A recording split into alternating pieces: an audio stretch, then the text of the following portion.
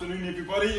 Welcome again to the outdoor dojang for Dragon Spirit Taekwondo, and to any of our other visitors from throughout New Zealand and anywhere else in the world. So it's nice to have you here.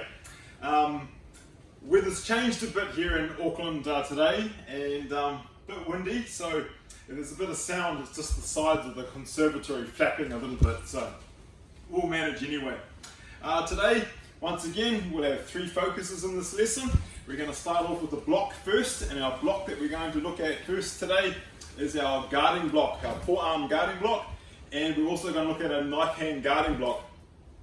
I've chosen those ones today because they are utilised in so many different parts of Taekwondo, within our patterns, within our step sparring, routines, at the beginning of free sparring, stepping back after you've done a break or a distraction.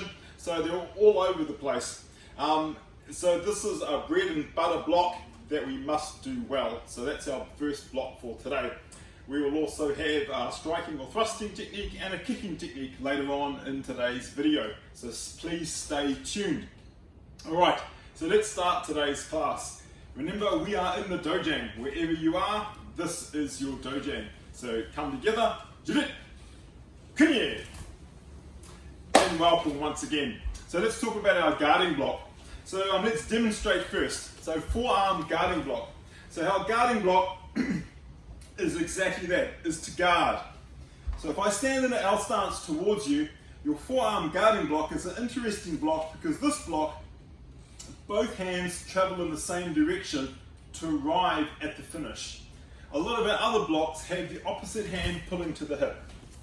Okay, so for example, if we're doing outer forearm high block, we would pull the opposite hand to the hip. Hand pulls to the hip. But in this technique, both hands travel in the same direction. So let's do it to the side for our forearm guarding block, and both hands travel in the same direction to finish where they need to finish.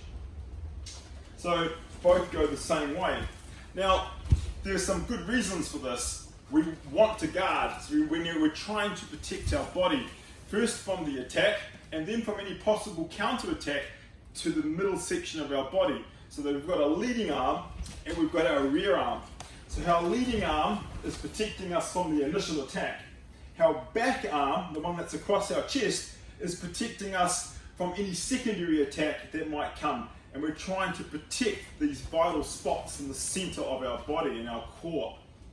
So things like our solar plexus, our sternum, our umbilicus, all these areas. It's not covering it completely, but we've got this diagonal slant that covers a large section of the core of our body. So let's break it down so we can practice this together today. Okay, so let's look at the leading arm first. Okay. So in our stance, the leading arm. Our leading arm is bent at 45 degrees, so we've got a 45-degree bend. The top of the fist for a middle guarding block reaches the top of the shoulder. Okay, so 45 degrees, top of the fist, top of the shoulder for a middle guarding block. You can do a high guarding block. That would mean we raise the hand up, and now the top of the fist is in line with the top of the eyes. Okay, for a high guarding block. But most of our patterns, we only do middle. Let's talk about the rear arm. The rear arm, okay, is coming across the body so that the fist is 3 centimeters off the chest. Okay, so you don't want to be touching. So you'll notice a lot of our blocks where we bring something towards the chest or up towards the shoulder, we never touch. So we're here 3 centimeters off with the arm diagonally across the chest. Okay, so that the forearm is centered across our solar plexus area, and the hand is more on the chest on the opposite side. So we're here like so. Okay, so one more time, stepping to the right, and now stepping towards the left. So in both instances, okay, we've done something with the chamber of our arm as well. So let me face towards you now and talk about how we move our arms in the chamber. So starting in a parallel stance again, we step back, and as we step back, we relax our legs and we drop slightly, so bottom of our sine wave, and our hands are at our neutral position. And then as I start to raise up, you'll notice that my hands come back and they are around about my eye height. Okay? And they're also back around about 45, between 35 and 45 degrees. They're not too far out the side, they're not directly behind me. It's where my shoulder joint is just comfortable. So don't pull your arms back to the point where your shoulder is uncomfortable or tense. That's incorrect. So just here. Also not too high. So when we step back into the L stance now, okay, the hands both rotate to their finished position. Okay, so look at if I open my hands, you can see my hand that will come forward, okay, my leading arm, the palm is towards my body. The other hand, the one that's at the rear, my palm is away from my body. Now, if I just keep my hands open so you can see the palms as I step back, watch my hands. The leading arm will rotate to the block, and the back arm rotates to my chest, so you can see my hands twist. Now let's close the hands so they're lightly clenched, and now we move back, and you can see that the fists rotate to their finished position. Okay? So you'll notice that the hands also start higher than how they finish. So they actually start a little bit higher, around about my eye height, and they come down and they finish a little bit lower. So they kind of travel on a slight diagonal as they come down. A slight diagonal as they come down. Okay? Let's just try that on the other side. It's the same. So we gently relax our legs in our sine wave, we come back, hands again on that slight diagonal, slightly higher than where they will finish. Once again, look at the hands as I step back. Notice that the hands rotate into their final position. So that rotation is occurring again. Don't forget, 45 on the front arm, and top of the fist, top of the shoulder, back arm, fist 3 centimeters from the body. Clear? Okay, so let's just try this together, right? So we're going to do this as a spot exercise once again from parallel ready stance by Narani Jumbi Sogi, okay? And we're going to step back and forward, okay? So we'll step back into the guarding block and then step back up to parallel. Okay, understood? Okay, so we're going to step back for this one, right side first, and you follow with me. So we're here, hana. We step up and back. Do. Sit. Nip. Tussle. Yosu. Yaru. Aho. Yo. Okay, stepping back up. Okay, so let's just try it this time. It's a spot exercise, but we're going to step to our right and to our left instead of stepping backwards and then back up to Jumbi. Okay, so we're going to step to our right first. Hana. Do. Sit. Nip. Tuss. Yos. Yo. Yeru. Ho. You. And pro. Okay, so that is our forearm guarding block. So a couple of things to remember and to note. Okay, so remember that middle block, front hand, top of the shoulder, so fist top of the shoulder, bend about 45 degrees. The opposing hand, okay, at the back, or the rear hand, okay, is 3 centimeters from the chest. Okay, and we want that diagonal slant across the chest. The chamber, remember, around about your eye height, and there'll be a small diagonal drop as we come forward into the block.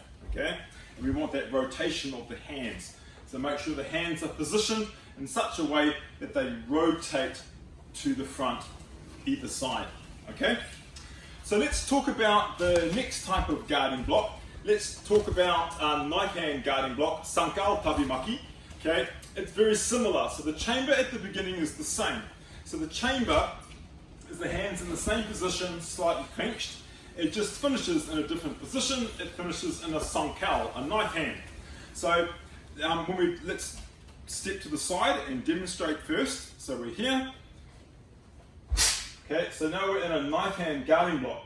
So it's very similar rules, of course, but we're using different tools. So this time the leading arm, our front arm, knife hand. So we're making our knife hand tool flat across from the tool to the top of the forearm, nice and flat, so straight arm.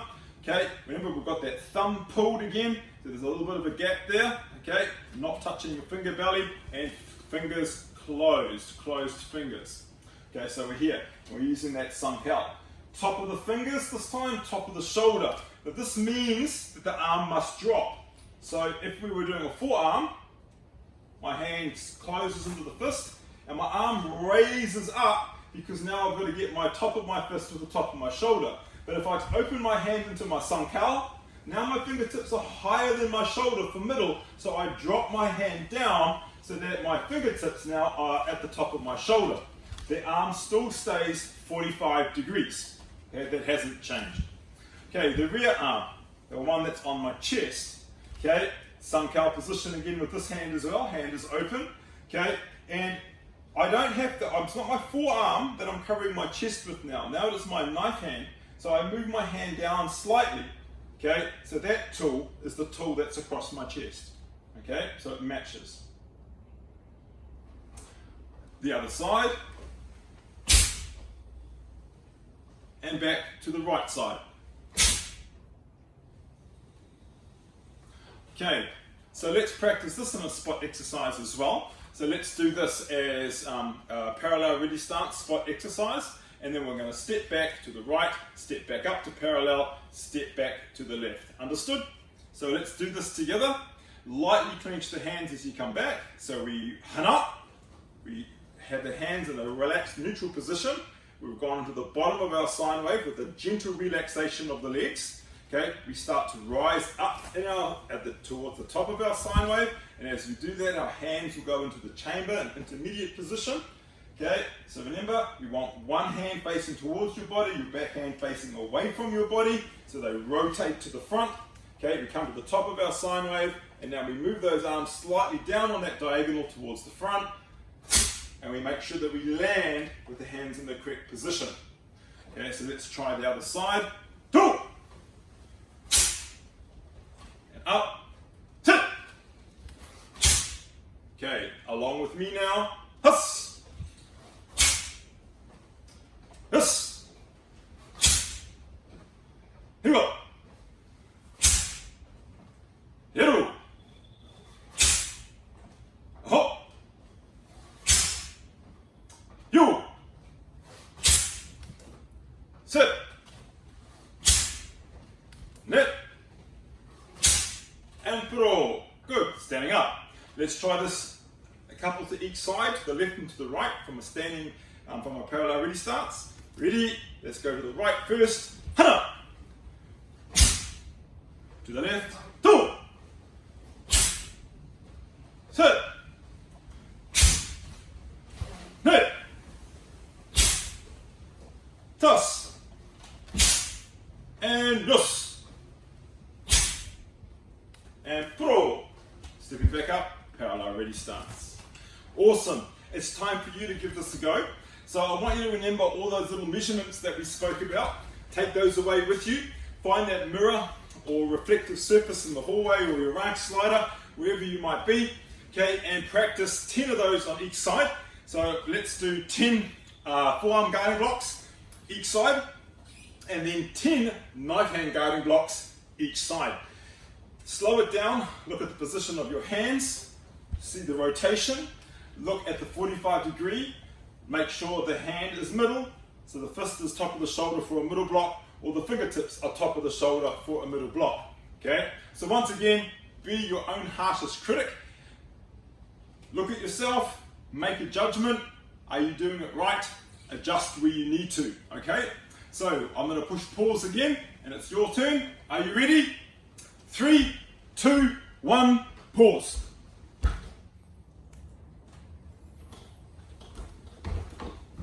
Okay, so how did you go with your guarding block practice? I'm sure it was good. So our next technique for today is we're going to be looking at upset punch, or dirigibo jirigi. We'll be looking at a single upset punch, and we'll be looking at a double upset punch today. With both of these, with our upset punches, it's an interesting technique, once again, because it's upset because the fist is around the wrong way. So often people think upset because you're upsetting someone's stomach, or it's because it's going towards the gut, and so you get an upset tummy because you've struck them very hard. But that's not the reason. Okay, the reason is just upset because the hand is upset. So normally, if we were punching, okay, our hand would be this way around. Okay, but when we're doing an upset punch, our hand is this way around. So it's the wrong way. So it's facing up. So that's why it's an upset punch. So it arrives at the target in an interesting way. It's quite short when it finishes. So if I stand in front of you, and let's say we do a right upset punch in a walking stance, okay, a couple of things to note, okay, with our upset punch. Okay, first, okay, the hand, okay, the hand or the fist is slightly higher than the elbow, okay, so hand slightly higher than the elbow. There is also a gap between my elbow and my body, and that gap is 5 centimeters. So hand higher than the elbow, gap between the elbow and the body, 5 centimeters.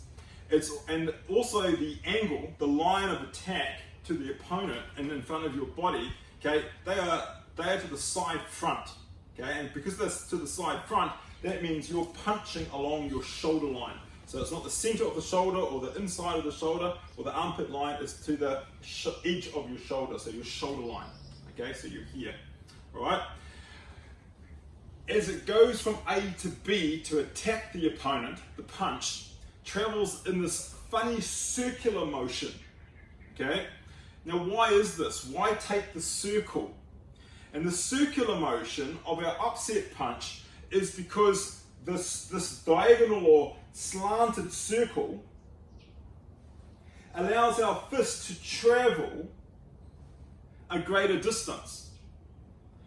For example, if I just did the punch from my hip, the distance that the fist would travel would be very small. It's a very short distance. It doesn't give me any time to build up momentum and speed. So I want this punch to arrive at the target with energy and speed. I need to give it some more time. So I stretch out the distance by taking a circular shape to the target. If I was to go from A, where the hand starts the circle, to B, where it finishes the circle, and I was to take that shape, that curve, and grab each end like a piece of string and stretch it out, I would have a much greater distance that hand has traveled. So I've enabled my hand to develop speed, okay? So remember, with our theory of power, there are lots of different factors and aspects to the theory of power, but the most important one is the one at the end, and that's speed. And all the other things like equilibrium or balance and concentration and focus, okay, the utilization of your mass, all leads to us having greater speed.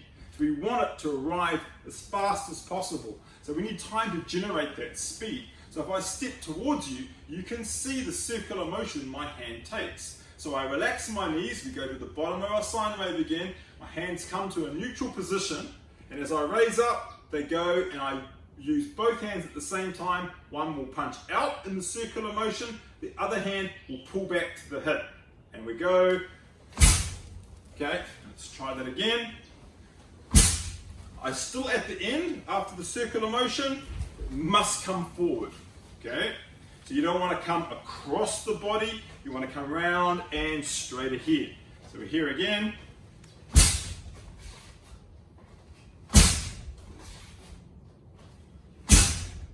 Okay, that's your upset punch, your Drijibo Jirigi. And we can apply that to the bag here. So if we do it with my right hand first, I'm just going to go offset so you can see me. So we're stepping in a walking stance with my left leg. Okay, so left walking stance. We can generate quite a lot of power, okay, with this short technique. Because we utilize the circle to develop speed. So notice that my hand is slightly higher than the elbow and the arm is just off the body.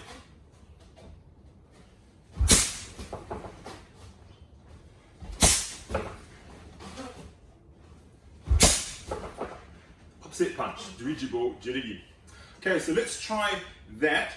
So I'd like you to do it like me. We're going to do it in a walking stance. Okay, and I'm going to alternate arms. So I'll move back a little bit. So we'll go forward, I think maybe 3 towards you, I think. So we're going to step forward, left leg first. Okay, and right side, okay, upset punch. Hana. Do. Set. Ne. I'm going to step backwards this time to Rogi. Hana. Do. Set. And forwards. Hana. Do. Set. Drogi. Hana. Do. Set. Okay, so that's your upset punch, your Drijibo Jirigi with a single punch. So, your turn. I'd like you to stop there, okay, and go and practice in front of the mirror again, 10 on each arm, slow it down, look at the position of your circle, around and forward, okay, around and forward, make sure that the hand, the fist, slightly higher than the elbow, okay, and make sure that the elbow 5 centimeters off the body, and make sure that the edge of the tool is on your shoulder line, okay. Also note that my body is full facing, okay, so full facing in this technique, so don't be half facing, okay, away or towards, okay. When you come forward in the technique, you can go slightly half facing as you move forward, so you get some hip pivot, hip twist, hip jerk as you come down, okay, but don't wind up. So don't go like way back and then wind up. If you do that, you're losing a lot of balance, a lot of equilibrium in your technique, and it's messy, okay, and it's poor. It won't deliver the same type of energy because your stance won't be supported properly as you land. Okay. Also try not to keep it full facing the whole time. So just don't stay full facing because then you're not utilizing any of your core or your hip jerk at all. So a little bit of half facing as you start, relax the hips, come to half facing, and square the hips up and jerk that core as you land. Okay, so your turn, try 10 on each side, okay, and have a look at all those positions. Are you ready? 3, 2, 1, pause.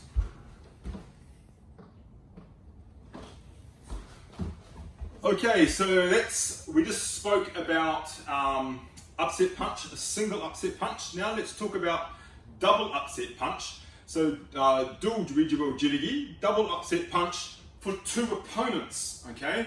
So the 2 opponents, if I was facing towards you and I finished the technique, okay, the 2 opponents, okay, are basically right in front of you and they're quite close, they're not apart, otherwise your hands would have to be like this. So the opponents are quite close, they're just about side by side.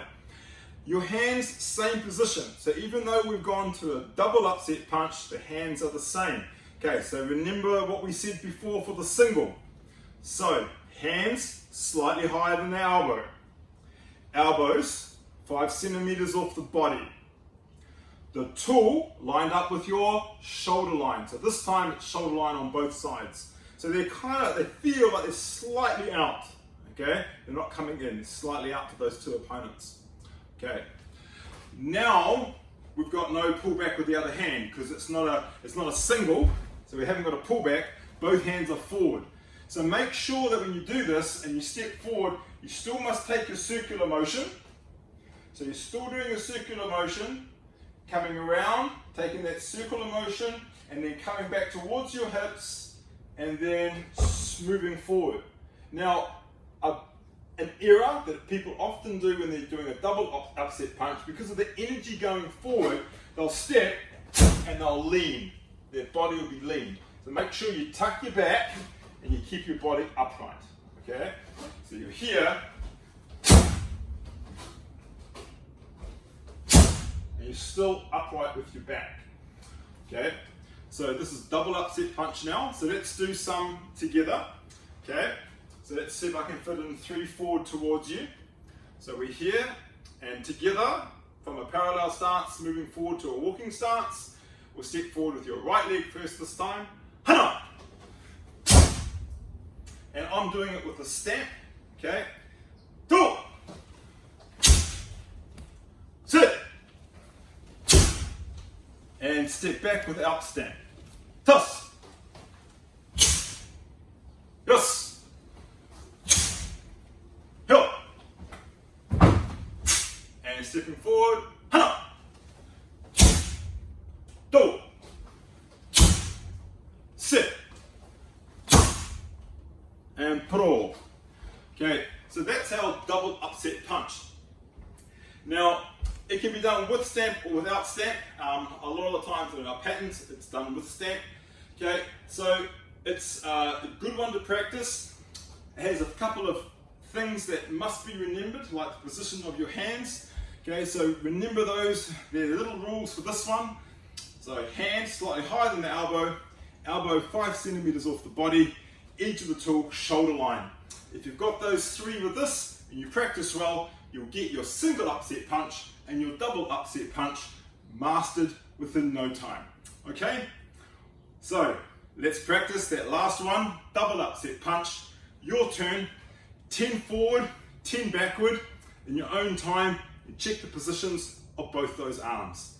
Excellent work. 3, 2, 1, pause.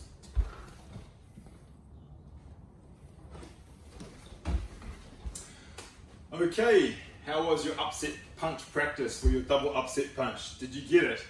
I'm sure you did.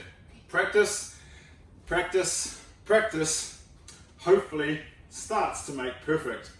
And we find that the more times that we try, the better that we get.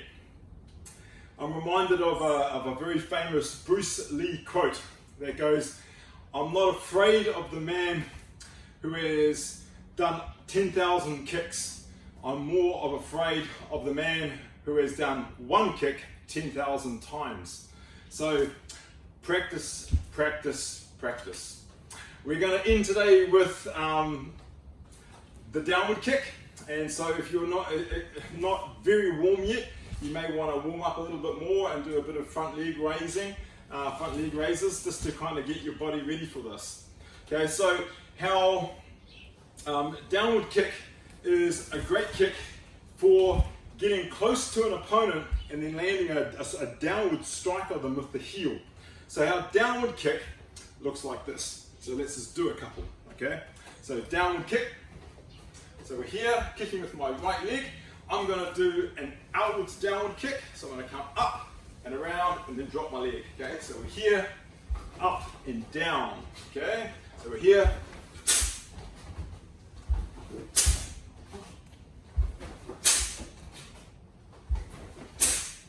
Okay, for downward kick. Okay, so we come up and we drop that leg down on the opponent. It's nice as well because we can go round things. So we can come up one side of the opponent, come around them and then drop it on the shoulder on the other side. We can also follow someone with it and come around and drop it. So now we can come around the opponent and drop it onto them. Okay, so we're here and drop it down. We can follow someone. So we might be facing them this way and they might move and we might follow them, okay, and bring it down somewhere else. Okay, so that's possible too. So when we bring it down, we're bringing down with our heel, okay? Okay, so our heel is coming down onto that opponent. In free sparring, we may point the foot and slap with it. So we come down and slap with the front of the foot instead. So if we're focusing on the back end just for a minute, okay, we can come down and slap the front. Okay.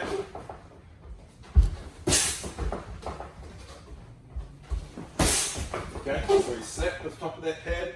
That gives us a bit more reach as well when we're trying to score on an opponent that might be moving away. Okay, so let's try this together. So we're going to do it from the inside out.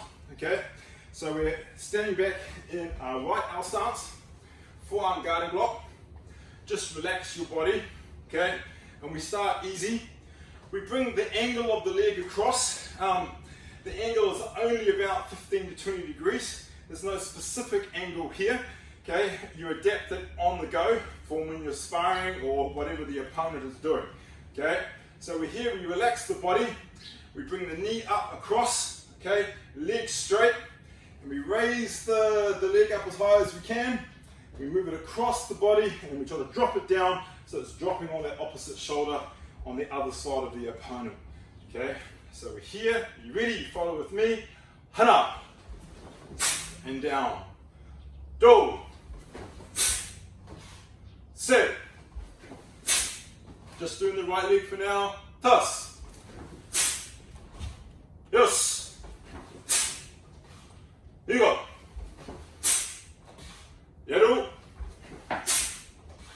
Hop. Yo. Okay. Let's try the other leg, our left side. Might be a bit more tight. People have good sides and bad sides. Just take it easy as you warm up. Right leg back. Ready? Across and down. Together. Hana. Do. Sit. Net. Tas. Yes. Higa. Yaru. Hop. Yo. And pro. Okay. When you get back to the dojo and you're with an opponent, it'd be good for someone to hold a paddle for you or to move up and down the room or the dojo. Practice hitting that paddle at a height that is comfortable for you on the go or on the move. Okay? So, 3 things today. We looked at our guarding block, forearm guarding block, our knife hand guarding block. We also then looked at our single upset punch and our double upset punch, and we've ended with a downward kick. Okay, Nario Chagi. So, Nario Chagi is the last exercise that you'll do by yourself today. You may not be able to do this in front of the mirror, depending on the space that you have. But stay outside or in the garage and practice some of your downward kicks. Okay, and also try some inward ones. Okay, so you may want to try inwards. So instead of going out, in and out, go out and in. So come the other way and come down the middle. So outwards and in. Okay, so once again, great being with you. It gives me an excuse to get out and do some extra practice as well. And I hope that these videos are in some small way getting you active, making you think, practice, and making you still love your taekwondo even though we're not in the dojo. So I'll see you soon. Our next online class posted on YouTube will be this coming Monday, and there'll be a Tabata today as well, so be ready for that. Cheers. Thanks everyone. I'll catch you soon. Bye.